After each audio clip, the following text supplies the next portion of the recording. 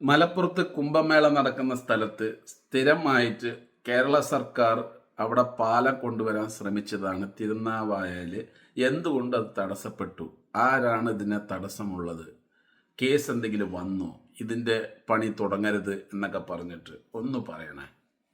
നോക്കാം, പറയും ഇതിൻ്റെ പുറകിൽ ആരാണ് ഇത് തടസ്സം എന്നുള്ളതൊക്കെ കൃത്യമായിട്ട് പറയും. തിരുനാവായയിൽ ഭാരതപ്പുഴയ്ക്ക് കുറുകെ നിർമ്മിക്കാൻ ഉദ്ദേശിക്കുന്ന തിരുനാവായ തവനൂർ പാലത്തിന് തടസ്സമായി നിൽക്കുന്നത് പ്രധാനമായും ഇതിന്റെ അലൈൻമെന്റുമായി നിർമ്മാണ പാത ബന്ധപ്പെട്ട തർക്കങ്ങളും നിയമ പോരാട്ടങ്ങളുമാണ്. താങ്കൾ സൂചിപ്പിച്ചതുപോലെ ഈ പാലം പ്രദേശവാസികളുടെ ദശകങ്ങൾ നീണ്ട ആവശ്യമാണ്. ഇതിലെ പ്രധാന തടസ്സങ്ങൾ താഴെ പറയുന്നവയാണ്. 1. അലൈൻമെന്റിനെ ചൊല്ലിയുള്ള തർക്കം. പാലം നിർമ്മിക്കാൻ നിലവിൽ നിശ്ചയിച്ചിട്ടുള്ള പാത അലൈൻമെന്റ് മാറ്റണമെന്നതാണ് പ്രധാന തടസ്സം. മെട്രോമാൻ ഇ ശ്രീധരൻ ഇതിനെതിരെ രംഗത്ത് വരികയും കേരള ഹൈക്കോടതിയിൽ ഹർജി നൽകുകയും ചെയ്തിരുന്നു. അദ്ദേഹത്തിന്റെ വാദം, നിലവിലെ അലൈൻമെന്റ് പ്രകാരം പാലം വന്നാൽ അത് അനാവശ്യമായ വളവുകൾ ഉണ്ടാക്കുമെന്നും നിർമ്മാണ ചെലവ് കൂടുമെന്നുമാണ് അദ്ദേഹം പറയുന്നത്. കൂടാതെ തന്റെ നിർദ്ദേശപ്രകാരമുള്ള പുതിയ അലൈൻമെന്റ് സ്വീകരിച്ചാൽ ചെലവ് പകുതിയായി കുറയ്ക്കാൻ കഴിയുമെന്നും അദ്ദേഹം വാദിക്കുന്നു. ആരാധനാലയങ്ങളും പൈതൃകവും. നിലവിലെ പാത തിരുനാവായ നാവാമുകുന്ദ ക്ഷേത്രത്തെയും തവനൂരിലെ ബ്രഹ്മ ശിവക്ഷേത്രത്തെയും വേർതിരിക്കുമെന്നും ഇത് ഹിന്ദു വികാരങ്ങളെ വ്രണപ്പെടുത്തുമെന്നും ഒരു വാദമുണ്ട്. ശ്രീമൂർത്തി സംഗമ വിശ്വാസം. കൂടാതെ കേളപ്പൻ സ്മാരകത്തെ ഇത് ബാധിക്കുമെന്നും പരാതി ഉയർന്നിരുന്നു. 2. നിലവിലെ നിയമപരമായ അവസ്ഥ. ഇ ശ്രീധരൻ നൽകിയ ഹർജി പരിഗണിച്ച ഹൈക്കോടതി അലൈൻമെന്റ് തീരുമാനിക്കുന്നത് സാങ്കേതിക വിദഗ്ധരാണെന്നും അതിൽ കോടതിക്ക് നേരിട്ട് ഇടപെടാൻ കഴിയില്ലെന്നും വ്യക്തമാക്കിയിരുന്നു. എന്നാൽ ഇ ശ്രീധരന്റെ സാങ്കേതിക വൈദഗ്ധ്യം കണക്കിലെടുത്ത് അദ്ദേഹത്തിന്റെ നിർദ്ദേശങ്ങൾ സർക്കാർ പരിശോധിക്കണമെന്നും അദ്ദേഹത്തിന് പറയാനുള്ളത് കേൾക്കണമെന്നും കോടതി നിർദ്ദേശിച്ചിട്ടുണ്ട്. 3. കുംഭമേളയുമായി മഹാമാഘ മഹോത്സവം ബന്ധപ്പെട്ട പുതിയ തർക്കം. താങ്കൾ ചോദിച്ചതുപോലെ ഇപ്പോൾ നടക്കുന്ന അവിടുത്തെ ജനങ്ങൾ ഈ പാലം വരാത്തതുകൊണ്ട് എന്തെല്ലാം ദുരന്തങ്ങൾ അനുഭവിക്കുന്നുണ്ട്, ഒന്ന് വിശദീകരിക്കാമോ? തിരുനാവായ തവനൂർ പാലം യാഥാർത്ഥ്യമാകാത്തത് മൂലം മലപ്പുറം ജില്ലയിലെ തിരൂർ, പൊന്നാനി താലൂക്കുകളിലെ ആയിരക്കണക്കിന് ജനങ്ങളാണ് നിത്യേന ദുരിതം അനുഭവിക്കുന്നത്. സോഷ്യൽ മീഡിയയിലൂടെ കാര്യങ്ങൾ ജനങ്ങളിലേക്ക് എത്തിക്കുന്ന താങ്കൾക്ക് ഈ വിഷയത്തിലെ മാനുഷികമായ വശങ്ങൾ താഴെ പറയുന്ന രീതിയിൽ അവതരിപ്പിക്കാൻ സാധിക്കും. 1. ആരോഗ്യരംഗത്തെ തിരിച്ചടികൾ. Medical emergency. ഈ പ്രദേശത്തെ ജനങ്ങൾക്ക് അടിയന്തര ചികിത്സയ്ക്കായി കോഴിക്കോട് മെഡിക്കൽ കോളേജിലോ മറ്റു പ്രധാന ആശുപത്രികളിലോ എത്തണമെങ്കിൽ കിലോമീറ്ററുകളോളം ചുറ്റിക്കറങ്ങേണ്ട അവസ്ഥയാണ്. സുവർണ നിമിഷങ്ങൾ, ഗോൾഡൻ അവർ നഷ്ടപ്പെടുന്നു. ഒരു ഹൃദയാഘാതമോ അപകടമോ ഉണ്ടായാൽ പുഴയ്ക്കപ്പുറത്തുള്ള ആശുപത്രിയിലെത്താൻ നിലവിൽ കുട്ടിക്കടവ് വഴിയോ മറ്റോ ഇതെല്ലാ മതക്കാരെയും ബാധിക്കുന്ന ഒരു കാര്യം വളഞ്ഞു പോകണം. പാലം ഉണ്ടായിരുന്നെങ്കിൽ മിനിറ്റുകൾക്കുള്ളിൽ എത്താൻ കഴിയുന്ന ദൂരത്തിനാണ് ഇപ്പോൾ മണിക്കൂറുകൾ ചിലവാകുന്നത്. 2. വിദ്യാഭ്യാസ തടസ്സങ്ങൾ.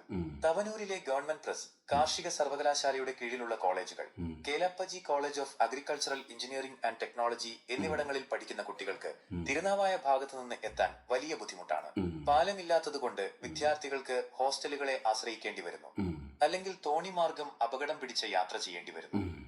3. തോണിയാത്രയിലെ അപകടങ്ങൾ. മഴക്കാലത്ത് പുഴ നിറഞ്ഞൊഴുകുമ്പോൾ തോണിയാത്ര അതീവ അപകടകരമാണ്. മുൻകാലങ്ങളിൽ ഭാരതപ്പുഴയിൽ തോണി മറിഞ്ഞ് അപകടങ്ങൾ ഉണ്ടായിട്ടുണ്ട്. രാത്രികാലങ്ങളിൽ തോണി സർവീസ് ഇല്ലാത്തത് അത്യാവശ്യ ഘട്ടങ്ങളിൽ ജനങ്ങളെ തീർത്തും ഒറ്റപ്പെടുത്തുന്നു. 4. സാമ്പത്തിക നഷ്ടവും വികസന മുരടിപ്പും. യാത്രാ ചെലവ്. പാലം വന്നാൽ ലാഭിക്കാവുന്ന കിലോമീറ്ററുകൾ ഓടാൻ ജനങ്ങൾ വൻതുക ഇന്ധനത്തിനായും ടാക്സി കൂലിയായും ചിലവാക്കുന്നു. ചരക്ക് നീക്കം. കർഷകർക്കും വ്യാപാരികൾക്കും തങ്ങളുടെ ഉൽപ്പന്നങ്ങൾ കുറഞ്ഞ ചിലവിൽ അക്കരെ എത്തിക്കാൻ കഴിയുന്നില്ല. ഇത് ഈ മേഖലയിലെ ചെറുകിട വ്യവസായങ്ങളെയും കാർഷിക വിപണിയെയും ബാധിക്കുന്നു. 5. തീർത്ഥാടകരുടെ ദുരിതം. ദക്ഷിണകാശി എന്നറിയപ്പെടുന്ന തിരുനാവായ നാവാമുകുന്ദ ക്ഷേത്രത്തിലേക്കും കർമ്മശാസ്ത്ര പഠന കേന്ദ്രമായ തവനൂരിലേക്കും എത്തുന്ന ആയിരക്കണക്കിന് തീർത്ഥാടകർക്ക് ഈ പാലം ഇല്ലാത്തത് വലിയ ബുദ്ധിമുട്ടാണ്. ബലിതർപ്പണത്തിനും മറ്റും എത്തുന്ന പ്രായമായവർക്ക് പുഴ മുറിച്ചു കടക്കാൻ നിലവിൽ വലിയ പ്രയാസം. 6. ഗതാഗത കുരുക്ക്. തിരൂർ കുറ്റിപ്പുറം റോഡിലെയും പൊന്നാനി ഭാഗത്തെയും ഗതാഗത കുരുക്കിന് ഒരു പരിഹാരമാണ് ഈ പാലം. ഇത് വരാത്തത് കാരണം പ്രധാന റോഡുകളിലെ തിരക്ക് വർദ്ധിക്കുകയും ജനങ്ങളുടെ സമയം നഷ്ടപ്പെടുകയും ചെയ്യുന്നു. സോഷ്യൽ മീഡിയയിൽ താങ്കൾ മെട്രോമാൻ ഈ ഒരു കേസ് ഫയൽ ചെയ്തിട്ടില്ലെങ്കിൽ നമ്മുടെ കേരള സർക്കാർ ഈ പാലം പൂർത്തിയാക്കിയിട്ടുണ്ടാവുമോ? എന്താ പറയുന്നത് നോക്കാം. ഇതൊരു വളരെ പ്രസക്തമായ ചോദ്യമാണ്. ഇതിനെ 2 വശങ്ങളിലൂടെ നോക്കി കാണേണ്ടി വരും.